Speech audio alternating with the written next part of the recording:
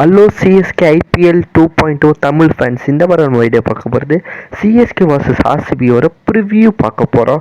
வாங்க வீடியோக்குள்ளே போகலாம்.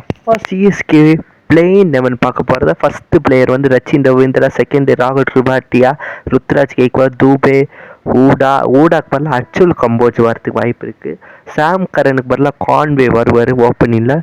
மேபி அப்புறம் ஜடேஜா, எம்எஸ் தோனி, அஸ்வின், நூர், பத்தினானா ஆர் லேத்தல் எலிஸ். இம்பாக்ட் பிளேயர் வந்து பவுலிற்கு வந்து கலீல் அஹ்மதமாக இருப்பார். அது பேட்டிங்க்கு வந்து திபாட்டியாக இருப்பார் எனக்கு தோணுது. அடுத்து நம்ம வந்து ஃபர்தராக சிஎஸ்கே பற்றி பேசலாம். லாஸ்ட் கேமில் அகேன்ஸ்ட் மும்பை இந்தியன்ஸில் ஒரு பர்ஃபார்மன்ஸு சிஎஸ்கே வந்தாங்க. ரச்சின் வந்து ஒரு ஆங்கர் இன்னிங்ஸ் செம்மையாக ஆடினார். அதே மாதிரி வந்து ருத்ராஜ் வந்து 51 ஃபார் 23 பால்ஸில் அவர் ஒரு பவர் 18 காமிச்சார்.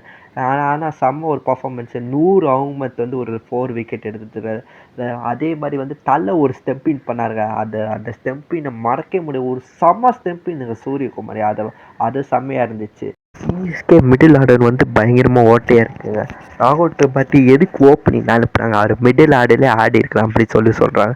அவருக்கு பதிலாக வேறு யாரா பிளேயர் கான்வேக்கு வரலாம், சாம் கரன் பதிலாக கான்வே வரலாம் அப்படின்னு ஒன்று பேசிட்டு இருக்காங்க. ஊடாக்கு பதிலாக அச்சுல் கம்போச் வரலாம்னு பேசுங்க. இந்த மாதிரி நிறைய டிபேட்டட் தான் இருக்குது. சிஎஸ்கே எப்படி இருந்தாலும் இதே பிளேயிங் வரலாம் நாளைக்கு மேட்ச்சில், இப்போ இன்றைக்கி மேட்ச்சில் போவாங்க எனக்கு தெரிஞ்சு தோணுது. அது எப்படி வந்து எப்படி விராட் கோலி வந்து கலீல் அஹ்மத்தை கவுண்டர் பண்ண போகிறார் அப்படி சொல்லி இன்ட்ரெஸ்ட்டாக இருக்குது பார்க்குறதுக்கு. என்னோடய ப்ரெடிக்ஷன் வந்து இந்த மேட்ச்சுக்கு வந்து சிஎஸ்கே வந்து 70%க்கு, ஆர்சிபிக்கு 30% நான் தருவேன். ஏன்னா ஆர்சிபியால் ஸ்பின்னிங் ரஸ்ஸை ஆட முடியுமா? ஏன்னா ஃபில் ஷாட் வந்து ஒரு ஸ்பின்னிங் கேஸு. அதே மாதிரி வந்து லிவிங்ஸ்டன் வந்து ஸ்பின்னிங் கேஸு. இங்கிலாந்து சீரீஸில் நம்ம பார்த்தா வருண் சக்கரவர்த்தி போட்டு ஆட்டிட்டான். அதே மாதிரி நூறு அவங்க மட்டும் போட்டு ஆட்டிடுவாங்க இவங்களாம். எப்படி தான் நாளைக்கு வந்து ஒரு ரேங்க் டேனராக இருக்குமா செக் பிச்சு? டெஃபினட்டாக நாளைக்கு ரேங்க் டேனராக தான் இருக்கும். இதே மாதிரி வந்து சிஎஸ்கே வந்து இன்னைக்கு மேட்ச்சில் எப்படி ஜெயிச்சிருவாங்க சிஎஸ்கே. பிச்சு கண்டிஷன் பற்றி நம்ம பேசவே இல்லை. நாளைக்கு பிச்சில் வந்து வந்து பெருசாக மும்பை இந்தியன்ஸ் மேட்ச்சில் இல்லை செகண்ட் இன்னிங்ஸில்.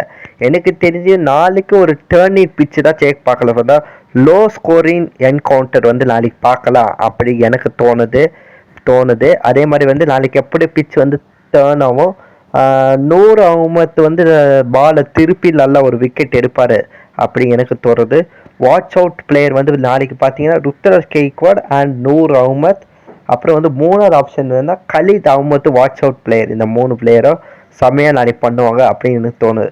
ரச்சின் வாட்ச் அவுட் பிளேயருங்க, அவரே விட்டுறாது. மேட்ச்சில் ஆர்சிபி எப்படியா பள்ளி வாங்கணுங்க. அந்த மே 18 யாரு நீங்கள் மறந்துருக்க மாட்டீங்க. எனக்கு அப்படியே அந்த கண்ணுக்குள்ளே இருக்குங்க. நம்ம ஃபேன்ஸை வந்து பயங்கரமாக அந்த அசிங்கப்படுத்தினாங்க. நம்ம சிஎஸ்கே ஃபேன்ஸ் அந்த மாதிரிலாம் பண்ண மாட்டாங்க ஜெயிச்சாலும். எனக்கு தெரிஞ்சு அது பெஸ்ட்டு ரிவெஞ்சாக இருக்கும் நாளைக்கு ஜெயிச்சிட்டாங்கன்னா சிஎஸ்கே. எப்படி இருந்தாலும் நாளைக்கு சிஎஸ்கே ஜெயிச்சிடுவாங்க. நாங்கள் பிச்சுலாம் நமக்கு சாதாரணமாக தான் இருக்க போகுது. எப்படி இருந்தாலும் நாளைக்கு சிஎஸ்கே வின்னு. அந்த விராட் கோலி கத்துன மாதிரி நம்மளும் நாளைக்கு ஸ்டேடியமில் போய் கத்துவோம். தேங்க்யூ. மறக்காம சர்ப்ரைஸ் பண்ணுங்க.